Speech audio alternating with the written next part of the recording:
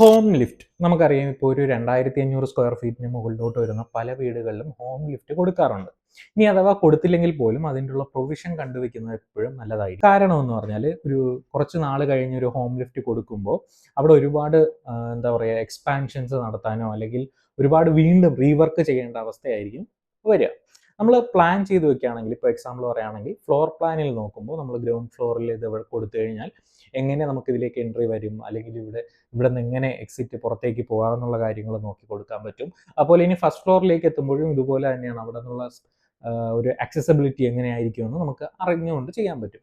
ഇത് പ്ലാൻ ചെയ്യാതെ ചെയ്യുമ്പോൾ ഇതിനനുസരിച്ച് നമ്മൾ റീഡിസൈൻ ചെയ്യേണ്ടി വരും. അതുപോലെ തന്നെ ഒരുപാട് വർക്കുകൾ വീണ്ടും ചെയ്യേണ്ടതായിട്ടും വരും. ഇനി സ്ട്രക്ചറലി ആയാലും ഇലക്ട്രിക്കലി ആയാലും ഇത് ആദ്യമേ മുന്നിൽ കണ്ടുകൊണ്ട് നമ്മൾ പ്ലാൻ ചെയ്യുന്നതായിരിക്കും എപ്പോഴും നല്ലത്. കാരണം ഇലക്ട്രിക്കൽ പ്രൊവിഷൻ അതിനനുസരിച്ച് കൊടുക്കാൻ നമുക്ക് കഴിയും. അതുകൊണ്ട് തന്നെ ഭാവിയിൽ ഹോം ലിഫ്റ്റ് കൊടുക്കണം എന്ന് ആഗ്രഹിക്കുമ്പോൾ പ്ലാൻ ചെയ്ത് വെക്കുന്നത് കൊണ്ട് ഒരുപാട് പണിയൊന്നും ഇല്ലാതെ തന്നെ നമുക്ക് സിമ്പിളായിട്ട് ഇത് കൊടുക്കാൻ കഴിയും.